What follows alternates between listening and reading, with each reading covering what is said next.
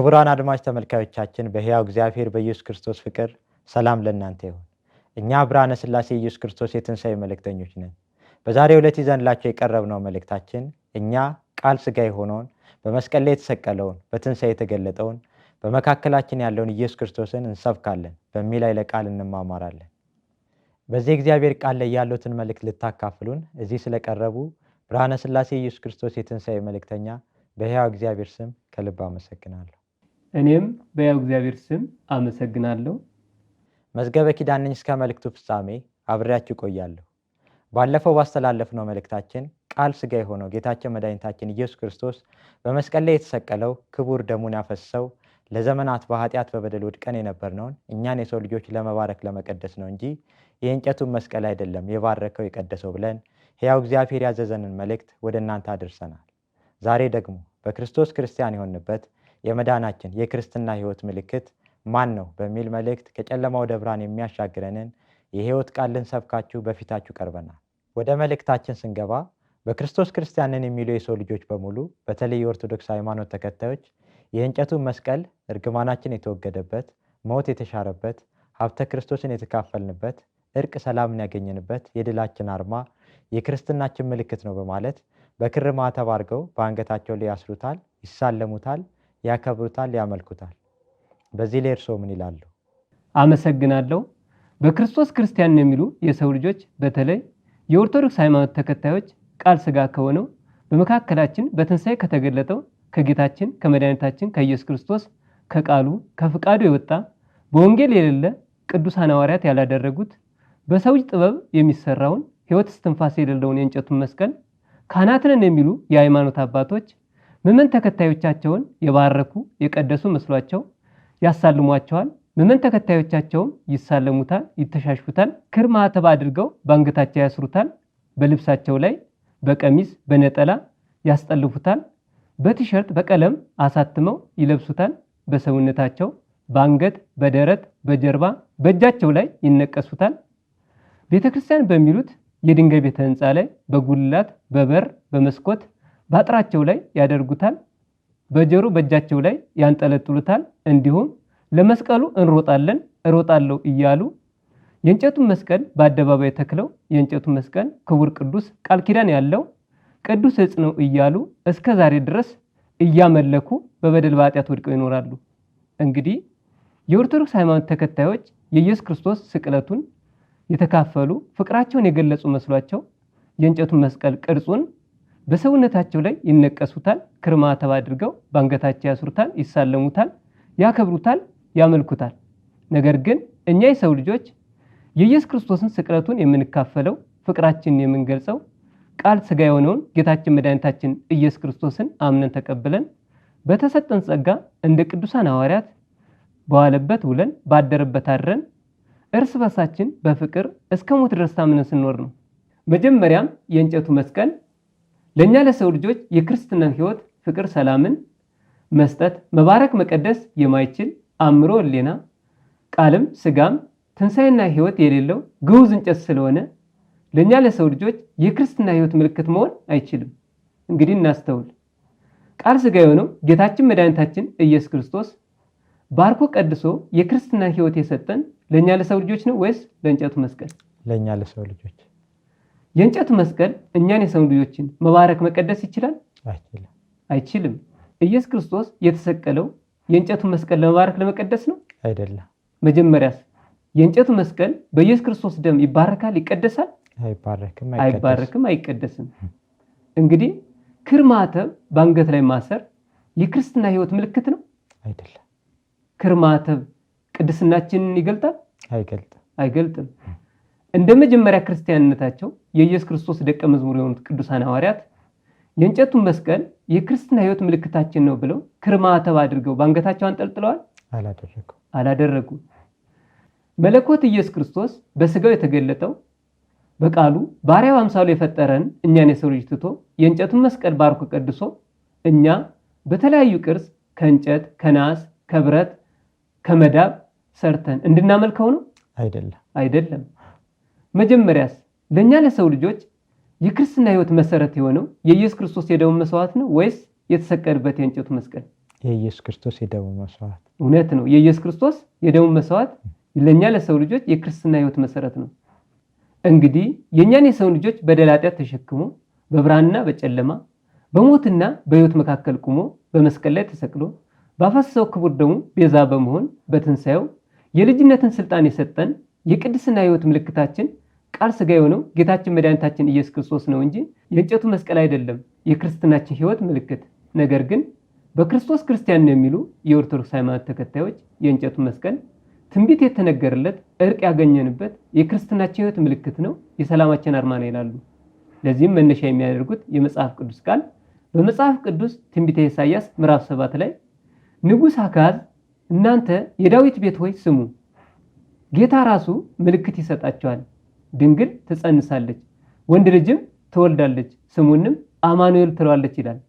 ኦርቶዶክሳውያን ከዚህ የመጽሐፍ ቅዱስ ቃል ተነስተው ኢየሱስ ክርስቶስ በመስቀል ላይ ተሰቅሎ ደሙን አፍሶ ባርኮ ቀድሶ ራሱ የሰጠን ምልክት የእንጨቱን መስቀል ነው በማለት የእንጨቱን መስቀል ክቡር ቅዱስ ቃል ኪዳን ያለው እያሉ እያመለኩ በበደል በኃጢአት ወድቀው ይኖራሉ። ነገር ግን ጌታ ራሱ ምልክት ይሰጣቸዋል ማለቱ ከኛ ከሰው ልጆች ለዘመናት ተሰውሮ የነበረውን የቅድስና ሕይወት መስራት ያልተቻለውን የጽድቅ ስራ በዘመኑ ፍጻሜ መለኮት ኢየሱስ ክርስቶስ በመቅደሱ በስጋው ተገልጦ ለመስቀል ሞት ታዞ በመስቀል ላይ ተሰቅሎ ባፈሰሰው ክቡር ደሙ ቤዛነት ሕግን ፈጽሞ መንገድም ሕይወትን በመሆን ባርኮ ቀድሶ በትንሣኤው ዘላለማዊ መዳንን ይሰጣቸዋል ማለቱ ነው። እንግዲህ ጌታ ራሱ ምልክት ይሰጣቸዋል ማለቱ ባጭሩ ለኛ ለሰው ልጆች ዘላለማዊ መዳንን የሚሰጠን በሞቱና በትንሣኤው ቃል ሥጋ የሆነው ጌታችን መድኃኒታችን ኢየሱስ ክርስቶስ ብቻ ነው ማለቱ ነው።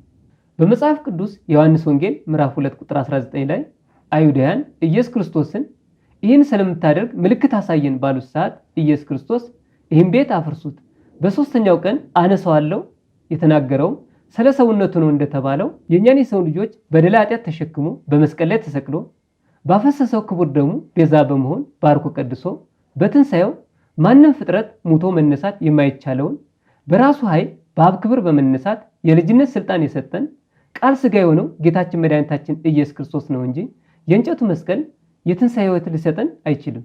ስለዚህ ለኛ ለሰው ልጆች በእምነት የተሰጠን የመዳናችን ምልክት ቃል ሥጋ የሆነው የጌታችን የመድኃኒታችን የኢየሱስ ክርስቶስ ሞትና ትንሣኤ ነው።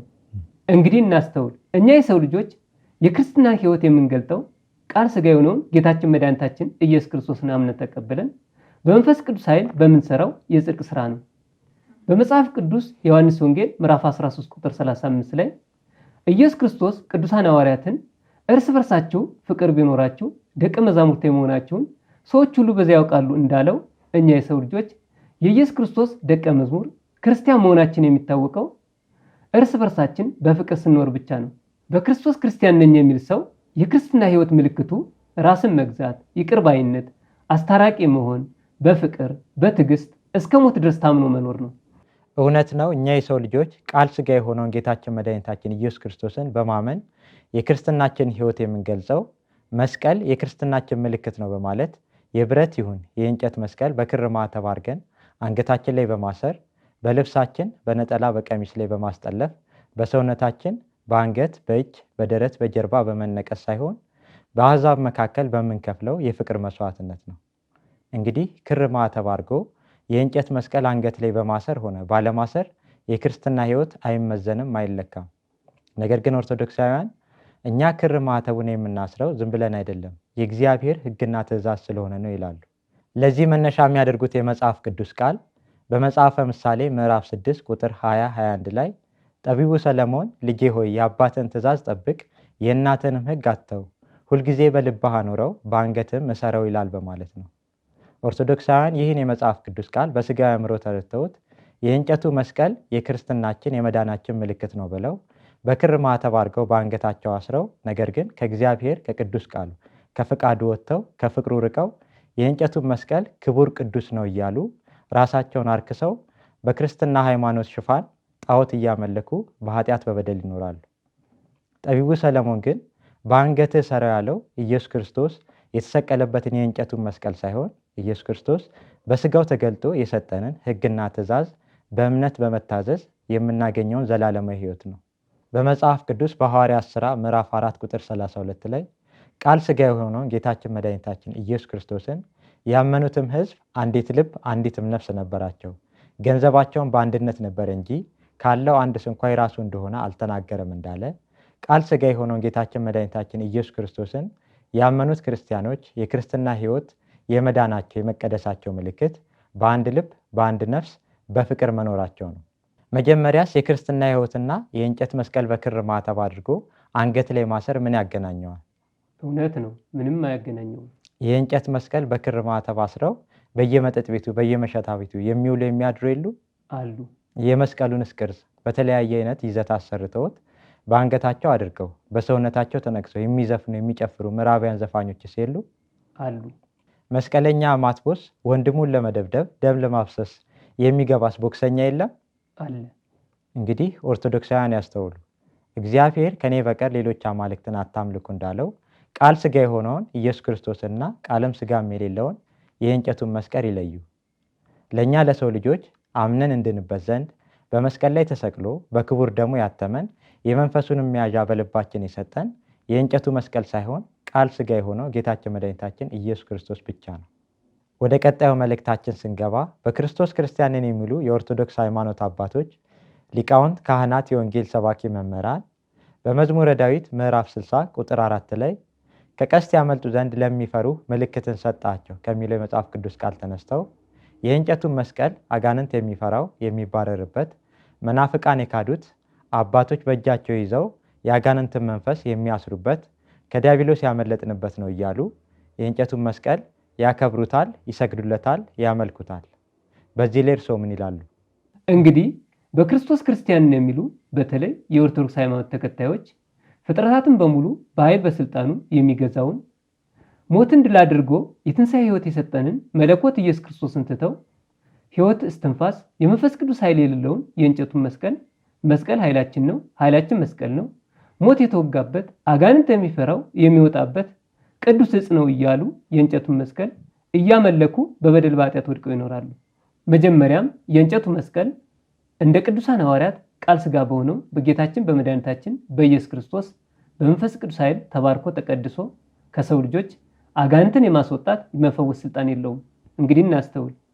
ከአጋንንት እስራት ነፃ ያወጣን ቃል ሥጋ የሆነው ጌታችን መድኃኒታችን ኢየሱስ ክርስቶስ ነው ወይስ የእንጨቱ መስቀል? ጌታችን መድኃኒታችን ኢየሱስ ክርስቶስ። ኢየሱስ ክርስቶስ። አጋንንት ከአንተ ጋር ምን አለን ቀናችን ሳይደርስ ልታስጨንቀን መጣ ብለው የጮሁት በኢየሱስ ክርስቶስ ነው ወይስ በእንጨቱ መስቀል? በኢየሱስ ክርስቶስ። አጋንንት የሚወጣው የምንባረከው የምንቀደሰው ኢየሱስ ክርስቶስን በማመን ነው ወይስ የእንጨቱ መስቀል ክርማተብ አድርገን በአንገት በማንጠልጠል ነው? ኢየሱስ ክርስቶስን በማመን። የእንጨቱን መስቀል የሰሩት ኢየሱስ ክርስቶስ እናንተ የአጋንንት ልጆች ናቸው ያላቸው አይሁዳውያን ናቸው እንጂ ከሰማይ ነው የወረደው አይደለም። መጀመሪያስ አጋንንት ልጆች የሆኑት አይሁዳውያን የሰሩት የእንጨቱ መስቀል እንዴት አጋንንትን ሊያባርር ይችላል? እንግዲህ እናስተውል።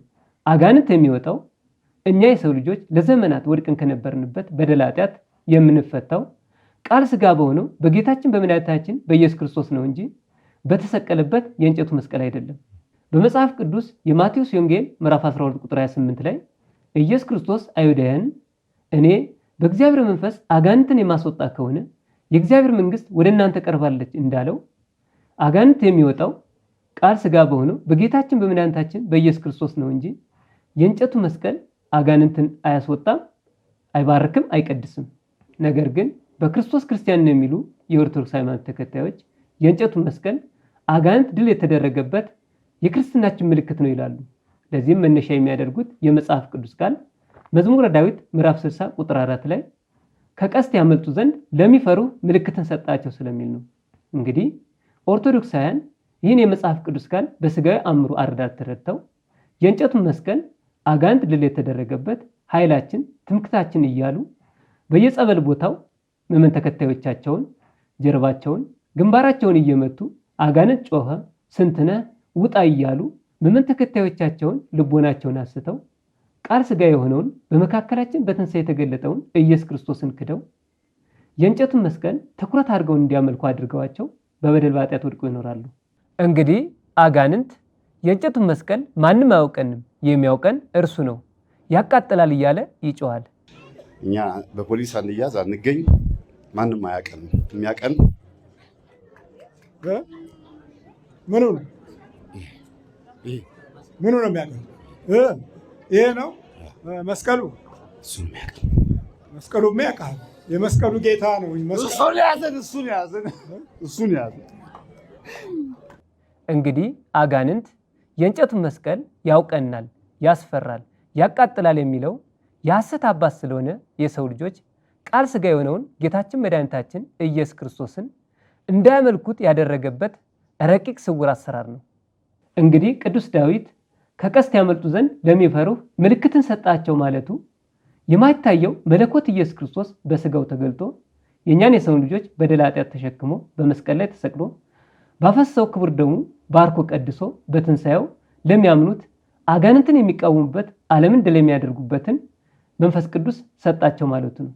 እንዲሁም ቅዱስ ዳዊት ከቀስት ያመልጡ ዘንድ ምልክትን ሰጣቸው ማለቱ ቃል ሥጋ የሆነውን ጌታችን መድኃኒታችን ኢየሱስ ክርስቶስን ያመኑ ቅዱሳን ሐዋርያት በደሙ መጋረጃ በኩል ወደ መንግስቱ መግባትን አገኙ ማለት ነው። በመጽሐፍ ቅዱስ የማርቆስ ወንጌል ምዕራፍ 16 ላይ ኢየሱስ ክርስቶስ ቅዱሳን ሐዋርያትን ወደ ዓለም ሂዱ፣ ወንጌልን ለፍጥረት ሁሉ ስበኩ፣ ለሚያምኑት እነዚህ ምልክቶች ይከተሏቸዋል፣ አዲስ ቋንቋ ይናገራሉ፣ አጋንንትን ያስወጣሉ፣ እባቦችን በእጃቸው ይጨብጣሉ እንዳለው መጀመሪያም የእንጨቱ መስቀል እንደ ቅዱሳን ሐዋርያት በእምነት ቃል ሥጋ ከሆነው ከጌታችን ከመድኃኒታችን ከኢየሱስ ክርስቶስ የመንፈስ ቅዱስ ኃይል ተካፍሎ ሊባረክ ሊቀደስ አይችልም። እንግዲህ ቅዱሳን ሐዋርያት የአጋንንትን መንፈስ ያስወጡት በመንፈስ ቅዱስ ኃይል በኢየሱስ ክርስቶስ ስም ነው እንጂ በእንጨቱ መስቀል አጋንንትን አላስወጡም፣ አልባረኩም፣ አልቀደሱም። ስለዚህ እኛ የሰው ልጆች ወድቀን ከነበርንበት በደል ኃጢአት ነፃ የወጣነው ከጨለማ ወደ ብርሃን ከሞት ወደ ዘላለማዊ ሕይወት የተሸጋገርነው ሞትን ድል ያደረገው ቃል ሥጋ የሆነው ጌታችን መድኃኒታችን ኢየሱስ ክርስቶስ ብቻ ነው። እንግዲህ ኦርቶዶክሳውያን ያስተውሉ። በጣዖት ላይ አድሮ የሚመለከው አጋንንት ስለሆነ የእንጨቱን መስቀል ስለሚያመልኩት የእንጨቱ መስቀል አእምሮ፣ ሕሊና፣ ሕይወት፣ እስትንፋስ ቃልም ሥጋም የሌለው ግዑዝ ጣዖት ስለሆነ ኦርቶዶክሳውያን በኢየሱስ ክርስቶስ ቦታ ተክተው የእንጨቱን መስቀል ክቡር፣ ቅዱስ፣ ቃል ኪዳን ያለው ብለው ማምለካቸው በእንጨቱ መስቀል በኩል አጋንንትን ተቀብለው ጣዖታት ሲያመልኩ በበደል በኃጢአት ወድቀው ይኖራሉ እንጂ የእንጨቱ መስቀል አጋንንትን አያስወጣም፣ አይባርክም፣ አይቀድስም፣ ወደ ዘላለም ሕይወት አይመራም። እንግዲህ የእኛን የሰው ልጆች በደል ኃጢአት በስጋና በደም ተካፍሎ ለዘመናት በአጋንንት ቀንበር በሞት ፍርሃት ታስረን የነበርነውን እኛን የሰው ልጆችን ከዲያብሎስ ባርነት ከሕግ እርግማን ነፃ ያወጣን የክርስትና ሕይወት መንገዳችን የእንጨቱ መስቀል ሳይሆን ቃል ሥጋ የሆነው ጌታችን መድኃኒታችን ኢየሱስ ክርስቶስ ነው። በመጽሐፍ ቅዱስ በማቴዎስ ወንጌል ምዕራፍ 8 ቁጥር 16-17 ላይ በመሸም ጊዜ አጋንንት ያደረባቸውን ብዙዎችን ወደ ኢየሱስ ክርስቶስ አመጡ።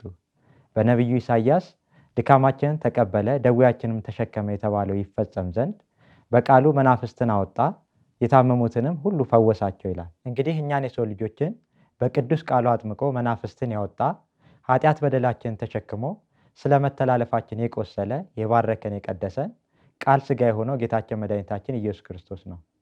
ለመሆኑ ጌታችን መድኃኒታችን ኢየሱስ ክርስቶስ ቅዱሳን ሐዋርያትን በእምነት እንዲባረኩ እንዲቀደሱ የሰጣቸው ቅዱስ ሥጋና ደሙ ነው ወይንስ የእንጨቱን መስቀል በክር ማተብ አድርገው በአንገታቸው ላይ እንዲያስሩት? ቅዱስ ሥጋና ደሙ የእንጨቱን መስቀል በክር ማተብ አድርጎ አንገት ላይ ማሰር እንዲሁም ደግሞ በካህናት እጅ የእንጨት ይሁን የብረት መስቀል በመሳለም የሰው ልጆች የኃጢአት ስርየት ያገኛሉ? አያገኙም። እንግዲህ ኦርቶዶክሳውያን የእንጨቱ መስቀል ኢየሱስ ክርስቶስ በተሰቀለ ጊዜ ክቡር ደሙ የፈሰሰበት ስለሆነ በካህናት እጅ በእምነት ስንሳለመው እግዚአብሔር ይፍታ እግዚአብሔር ይፍታሽ ስንባል በሐሳብም ይሁን በተግባር የሰራነውን የኃጢአት ስርየት እናገኛለን ይላሉ።